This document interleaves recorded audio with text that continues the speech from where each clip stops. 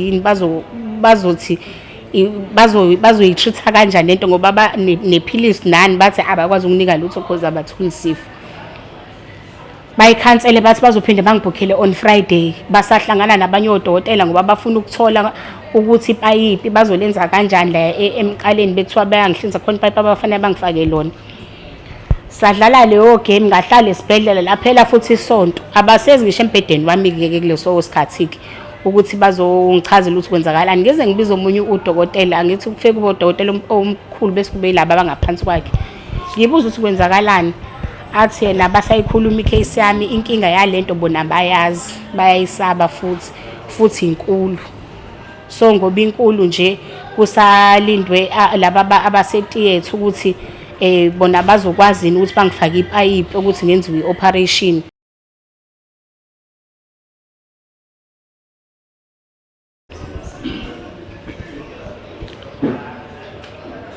South Africa sabingelela emakhaya kuphina lapha khona nibingelela umduduzo kaMkhwanazi. Sivela kwinhlangano ebizwa ngokuthi Ithuleleni Organization. Inhlangano yomphakathi okuyinhlangano nje lekela umphakathi kulezo zinkinga abasoke beziletha kuthina ngaleso sikhathi. Namhlanje ke nginosisi la Philile kwamakhanya, yes, osuka khona ngapha eThekwini yaseLamonti, naye ke ozocela usizo ukuthi ke ucela ukubika inkinga abhekene nayo, kodwa ke uzochaza ukuthi ukhala ngani nokuthi sizwe ukuthi ke ikuphi mhlambe izwe nomphakathi ngoba South Africa senethemba asilutho ngaphandle kwena konke sinakho thina kuphela sinakho ukuthi umuntu ke uma sibuke wasethemba simnike ithulo ukuthi simlele udaba ezana lokuthina bese silivezela ke izwe ukuthi simcele usizo kunina bahlali base South Africa. Sisonke ngiyakubiyela mawunjani? Yebo ngiyaphila bhuti. Ngiyaphila. Sisigama nesibongo kuthiwa bani? Uphilile wakamakhanya eLamontville. Okay, usithintile sesidla kaThuleleni seswami ukhala ngani? Ngikuthintile ngoba nginento esehluphe impilo yami for iminyaka eminingi, nginenkinga la emqaleni. Uyavuvukana umqala wami. So ibiqala lento ngiqalile ngahamba esibhedlela. Ngihamba from 2013 eKing Edward. So bengifika esibhedlela bengifika bebeyibona bese bathi bona bayacabanga ukuthi i-thyroid but ama-test azosho ukuthi ngempela ngabe iyona yini leyo nto. Bese ngenziwa ama-test ila kufike kujike khona yonke into. Ama-test avela abuya ekhombisa ukuthi akho sifo egazini. Bese bethi hayi it's just tissues izoyiphelela. Ngibuye emva kwa 3 months. So yaqala kanjalo lento ngilokho ngiyo-attenda 3 months. Sekusuka bathi hayi ufike emva konyaka because ama-test alokhu ethi a-clean. Ngo 2015 iqhubeka ikhula bese bayabona ukuthi iyakhula. Udokotela wayengisiza ngaleso sikhathi wathi ngoba iyakhula bazongibhukha for i-operation.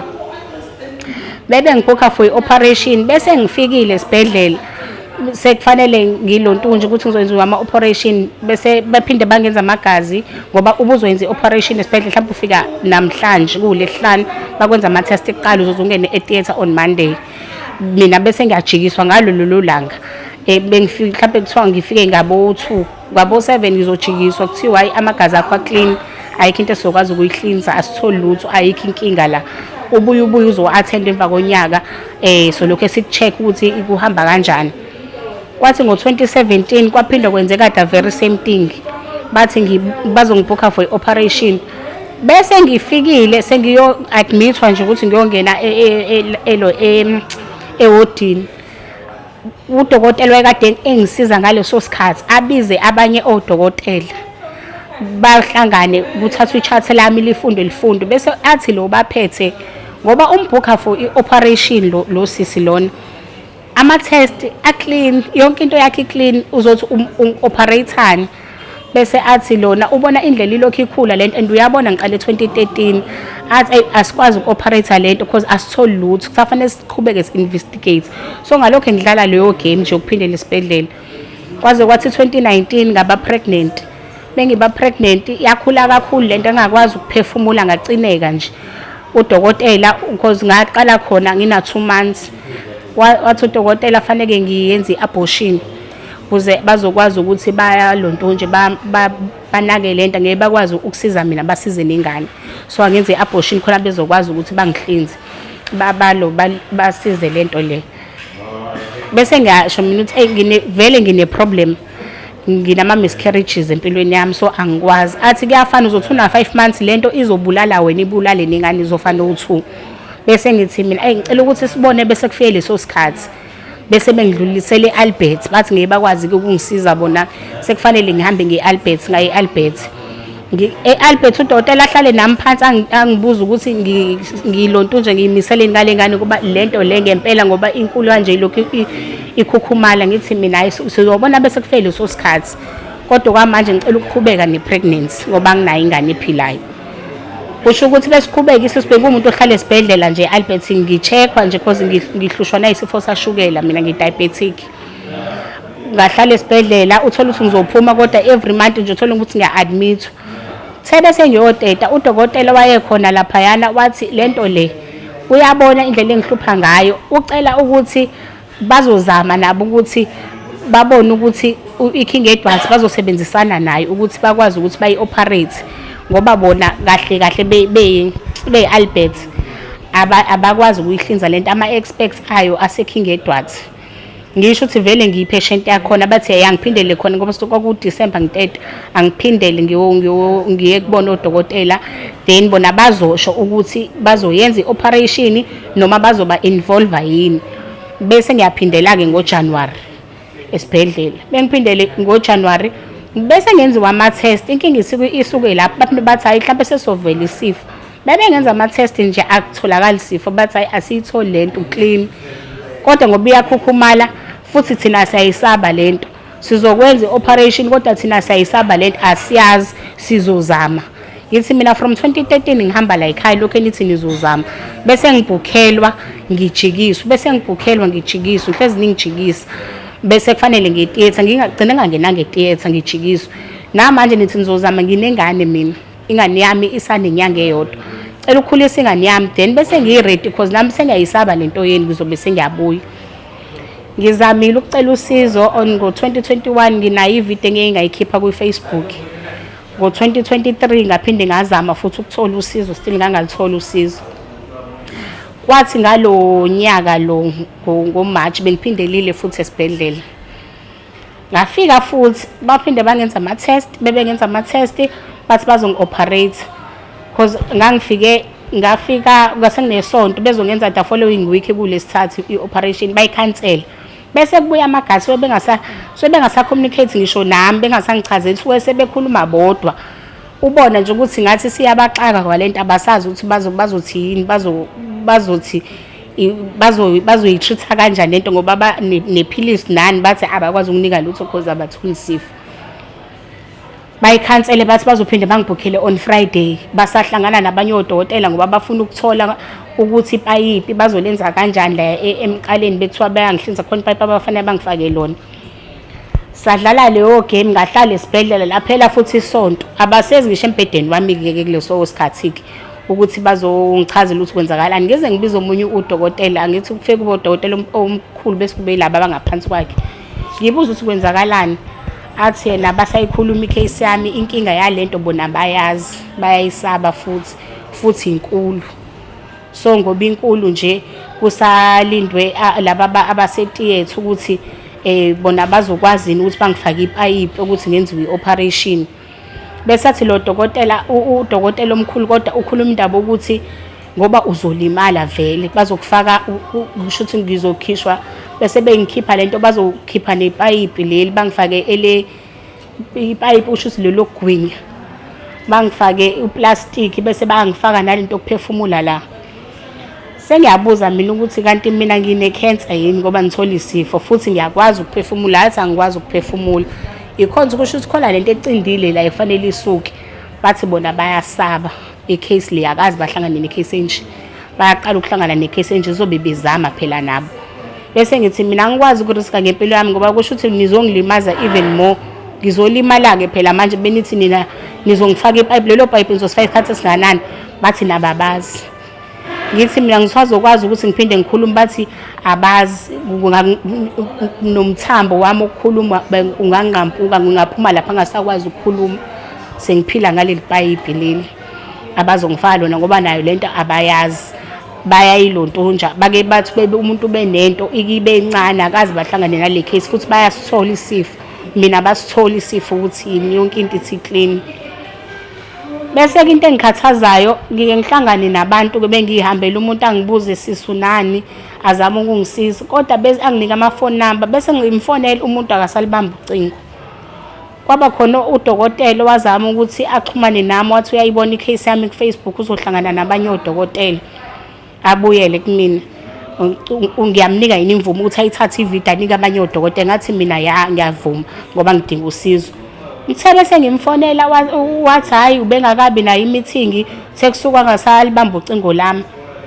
Hayi ingihlukumeze lento ukuthi whenever bengithola abantu abafuna ukungisiza kuvele kuphela. Ngithe ngihambela ke futhi kulonyaka ngahlangana nobhuti othe usebenze eAlbert. Wathi uzongixhuma nodokotela. Udokotela yena uyamazi udokotela ongangisiza kulento owase Italy usebenzele eAlbert. Uzoyikhipha nje lento kumina. Sengiyamfonela ubhuti angimtholi angithola mawengane athi uzobuyela kumina sekusuka mawengane wathi usesulile emsebenzini. Ngathi mina hawube sesulile phela ngicela aqhubeke kodwa angixhume nodokotela. Bese ngifona abasalibamba ucingo ngivele ngiphele lapho ngivele ngiphelelwe ihope ngibuka ukuthi whenever bese ngizothola usizo umuntu osufuna ukungisiza uvele kuphelele emoyeni ngoba khona nomunye okwazama ukungixhuma nobaba umsweli naye ubaba umsweli ungamthumela izithombe amthumela yonke into. Uthe kusuka naye akasayiphendula incingo lento ingiqeda amandla ngivele ngingazi noma kahle kahle fanele yini ngisizakale noma mhlambe ivaliwe nje ukuthi angisoze ngasizakala ngoba bengifike esibhedlela uyabona ukuthi banayo ihope ukuthi bazongisiza kodwa bangijikela once kwabuya amagazi bathi hayi bona abazi bona khona ukuthi abazi bazothi benzani. So ngilokho ngiphila leyo nto nje impilo yami lokho ngiphila leyo nto ukuthi bese kufanele ngifike la ngizosizakala khona kuvele i-cut off-eke nje leyo nto ngasalithola usizo abantu bangasayibamba ingcingo bangasafuni ukukhuluma nami. Yaluzo usizo lakho dadewethu isimngaki iminyaka uphila nalento ekuphethe? Kusho ukuthi singathi ngoba besibala from 2013 ngoba kusho ukuthi uba 11 years kusho ukuthi singathi nje la ko 11 years isilo sengiphila nje ngempela isikuvuvukala sengibona nami ukuthi khona into errong ngami. Ngibothi cha ikhona into nami ngiyasibona ukuthi khona into errong ngami angikho like normal manje kodwa kulokho engilethemba lokho ikhukhumala ekhaya nabantu abandani nabantu abagcina izinto zasemsamo zesiZulu. Mina nje ekhaya kubo kababa nakubo kamama bamaNazaretha kodwa ebuNazaretheni babo besikhula nje thina like kababa because ngikhule kababa ngingathi bamaNazaretha kodwa angikhumbuli nje ukuthi sila abantu abalandela kakhulu into ezizulu because kunebelief yokuthi ugogo ozala ubaba ekade eyisangoma bathe ebusangomeni bakhe wahlupheka kakhulu so bakhula babuzonda nje leyo nto ukuthi uma wabo wahlupheka kakhulu efuna usizo wazohamba emhlabeni ehlupheka nje ngenxa yale moya le. So sikhule nje sazi ukuthi siye esontweni futhi asigxilile kakhulu mhlawumbe ukuthi ngingathi sila omaNazaretha oqina siyazi nje ukuthi on Saturday siyahamba siye esontweni sigcina imithetho yesabatha.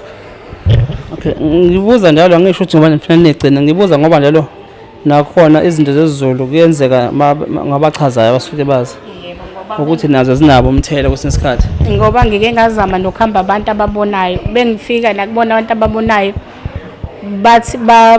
bathi unemoya uhamba nemoya bese ngibuza ukuthi imoya kanjani mhlawumbe bangichazela hayi kuzokube manje akaze ngimthole umuntu okwazi ukungisiza bachaza nje into enami engeke ngize ngiunderstand bathi ngizobona ngamaphupha akekho nje umuntu osangichazele noma angichazela ukuthi kahle kahle lento bayahluleka nje angaze ngimthole usizo. Injani ibhlungu lento injani ayivezele izwe babona ma ineyikhathi ibuye ithule uthola ukuthi izothula nje ibuye ingcini engakwazi ukuphefumula like na ukuhamba idistance ngiyahluleka fanele lokho ngihamba ngimi ngoba ivele ingcindi zengiphefumula kabuhlungu bengilele bayakhala ekhaya bathi indlela engiphefumula ngayo ngiphefumula bathi ngihonqa ngalendlela le kube kuhlungu baze bangazi ukuthi ngabe ngiyakwazi ukudonsa kahle umoya noma kwenzakalani ngami babuye bathi kubuye kube khona lesikhathi engivele ngithuleke nje, bathi uvele uthuleke nje, uthule nje. Uphinde futhi la usubuya khona ukuthi ngathi udonsa uma ngathi ufayithela umoya. So lokho ngisuke ngileleke mina ngizwa ngabo bebengichazela ukuthi azubulele wenza kanje kanje. Umqamelo futhi akungikwazi ukulala ngomqamelo nje owodwa, fanele mhlawumbe babe ubuthuni uma u3 ngiphakame ukuze uzokwazi ukungena kahle umoya. Noma ngidla ke manje ubudla kungena emakhaleni, if ngithi ngiyagwinya kuyaphusheka ngene emakhaleni ngikhinceke. So ilawa ama challenges engibhekana nawo. Okay, umntwana ungakanani manje? Una 3, she's going for u4 ngo December 11. Oh, baba kasenishadile? Baba kashadanga sa lontunja nje. Sazi kusho ukuthi sathandana, ekuthandaneni kwethu. Hayi emva kwengane ngabona ukuthi engathi ayicela ukuthi aqhubeke nempilo yakhe, nami I need time nje kumina cause kwamina kahle kahle ngingathi nami ngiyazingeza manje. I'm too focused in mina cause manje ngihlezi ngiworried, ngihlezi ngizibuza ukuthi ngave ngiyoba right, and so angikwazanga ukuthi ngiphile naye, ngamdedela ukuthi akahambe. South Africa nanto kusiza niyaluzwa. Ngibona ngithule lechaza usisi hayi ngoba ngithule ngikhathele. South Africa ngikhathele. Yabona indaba senyo yasemnambithi. Kade sithi siyodla lana nango cameraman bese besihleka lapha nje inkosi yami besidabukele. Ngathi mhlawumbe siphuze bese silele lapha. Ewimbi bese silele sikhonqa nje impela ubuthongo indle esikhathele ngayo isidrenile. Kodwa kusisi uthe mangabe khona ngeze umzimba ungavumi, kodwa ngasethi angivuke ekhaya umuntu ageze eze azomlalela usisi ngoba nanto usisi lukhona uyalibeka. South Africa nje besebekile kudadewethu nanto usisi.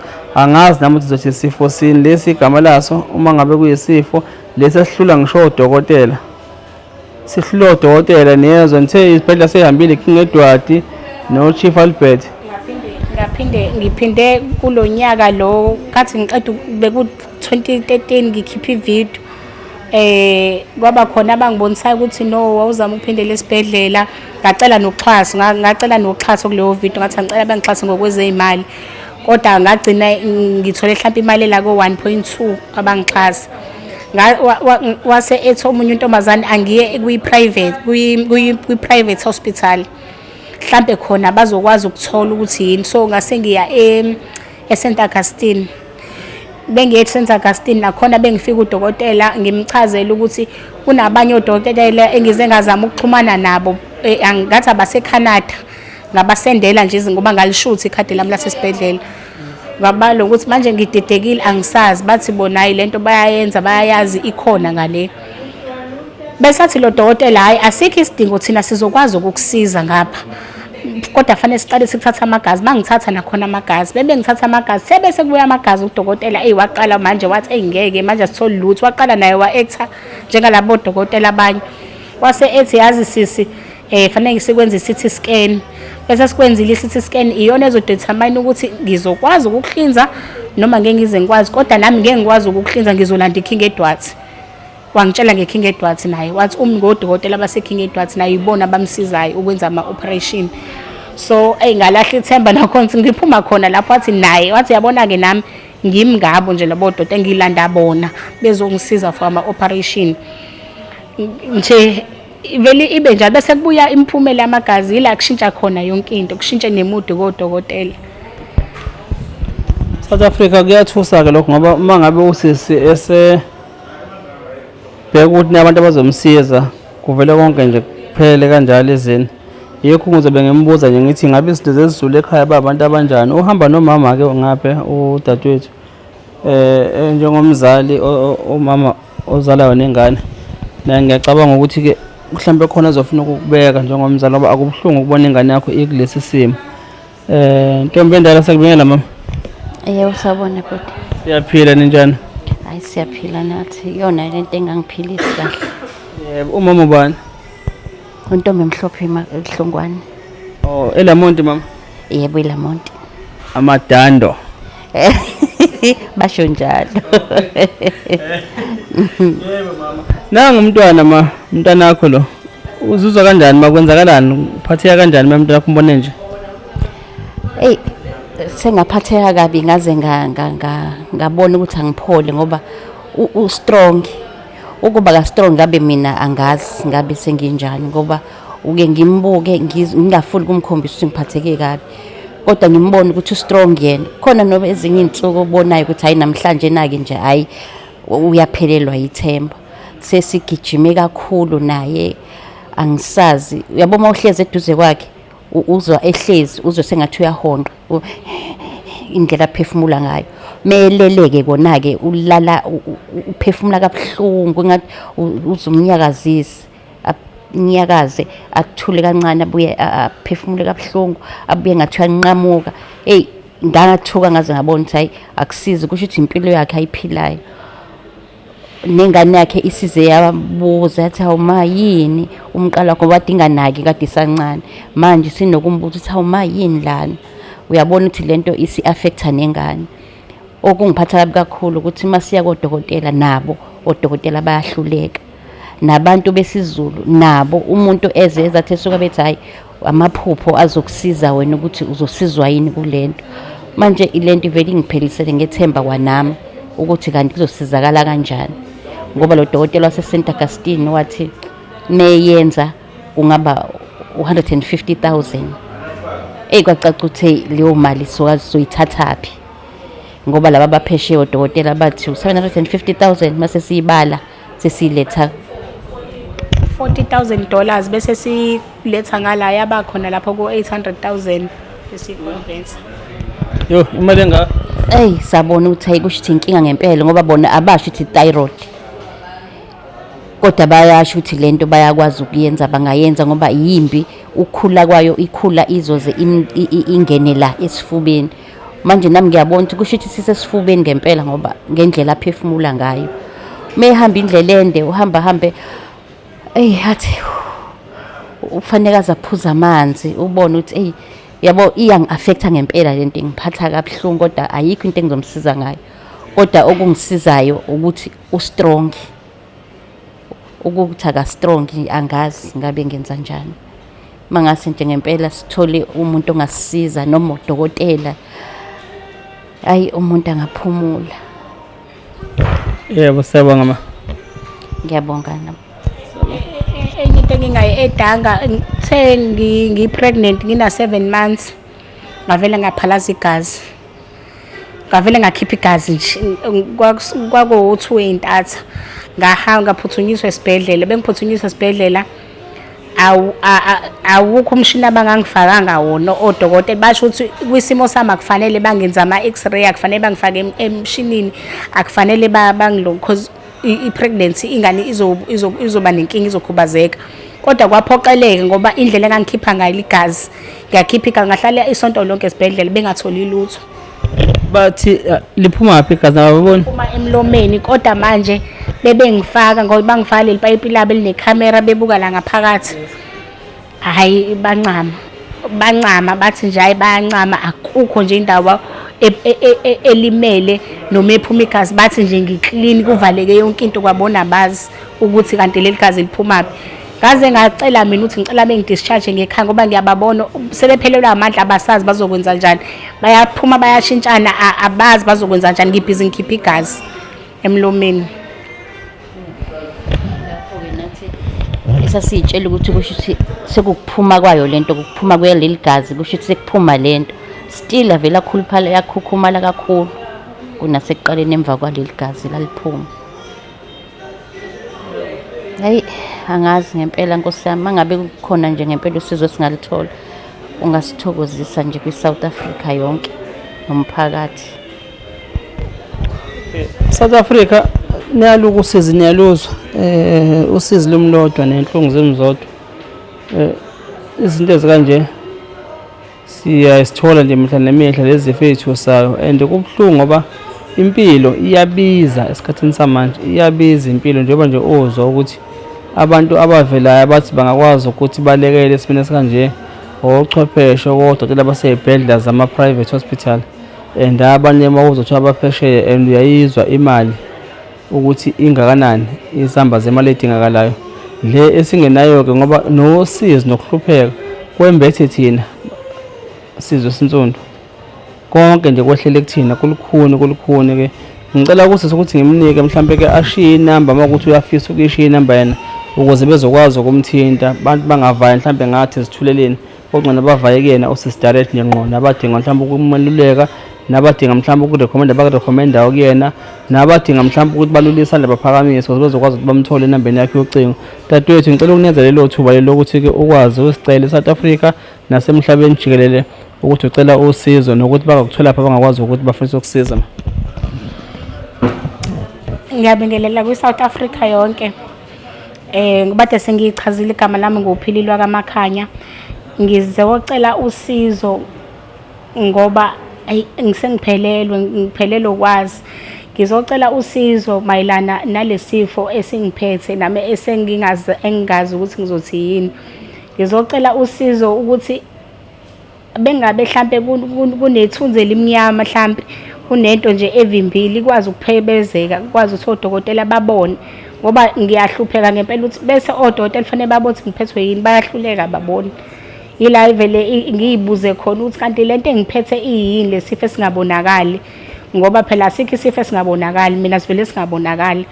Ngizocela usizo mhlampe kodokotela abayaziyo lento abake badila nalesimo engikusona abake babahlinza abantu mhlampe baphila basinda. Nami ngizocela ukuthi bebe khona ningisize kulesimo nikwazi ukukhipha lento elangaphakathi kimi. Bengabe engatholakala udokotela ngizocela usizo abangakwazi ngokwezimali ngoba ngichazile ukuthi ngeke ngabathinta abaphesheya basho ukuthi bangakwazi bona ukuthi bayikhiphe lento. Ngizocela usizo nje kakhulu. Angisaphili kahle angikwazi ukusebenza angikwazi ukwenza lutho sengiyinto yasekhaya nje ehlele ekhaya just because lento le ayikwazi ukungiphilisa kahle. Ngiyabonga. Okay, kwabadinga siza ukuthi bakuthinteke direct bazokuthola kanjani? Inamba yami ithi 065 990 4051. Ifone number nje engitholakala kuyona leyo ku WhatsApp ngiyatholakala futhi if ungifonela direct. Okay, iphinde ma. Ithi 065 990 4051. South Africa siyabonga. Siyabonga ngane zakwethu. Nangu sisike uselibekile usizi lakhe ngane zakwethu. Siyacela kulabo abangathinteka nabangakwazi ukuthi ke balekelele ukuthi usisakwazi ukusizakala. Mina nje esidini lami njengothweleni iyangithusa lento manje ngoba umuntu damo ehamba ebizwa lapha ebizwa khona efike abone izinto ezithusayo nezishaqisayo othola ukuthi kwezinye mhlawumbe ikhathi uthola ukuthi nezibhedlela zethu esithembele kuzona zikahulumeni wethu awusuke evotelwa abantu wakhethwa ngentando yeningi ukuthi akabe uhulumeni thola izibhedlela zakhethwa nazo ziyahluleka njengoba nje kade uzwa ebe ukuthi kokhi ngedwadi lebhedlela behamba nako Chief Albert nabo abatholi lutho abazi dideko kwabona odokotela. Futhi ke uyabona ukuthi kuyohamba mhlawumbe kugcina sinathi sikwazi ukuthi siyiphakamele sizimele siyisizwe sikwazi mhlawumbe ukwakha leso sikhwama esingasakha esiyokwazi ukuthi mangabe kuvela umuntu ohluphekile sikwazi ukuyongqongqoza kulezi ibhedlela lezi zabantu abadla izamba nelikapondo umntakabani ngoba uyabona ukuthi lezi zifo ezixakile engathi izona ezikwazi ukuthi ngempela ziyilaphi kodwa ke asazi uNkulunkulu ukuthi uyosibekaphi ngokuzayo. Uma mhlawumbe ukuthi umuntu eliphupho alifisayo liyofezeka kuyongithokoza kakhulu ukuze abantu bakwazi ukusizakala abantu baNkulunkulu nabantu benkosi. Ngicela nje ukuma ngane zakwethu lapho sicela laba abangakwazi ukuthi balekele usisi inamba uyishile sicela ukuthi bamthinte bakwazi ukuthi balethe usizo. Siyabonga. Nisale kahle emakhaya.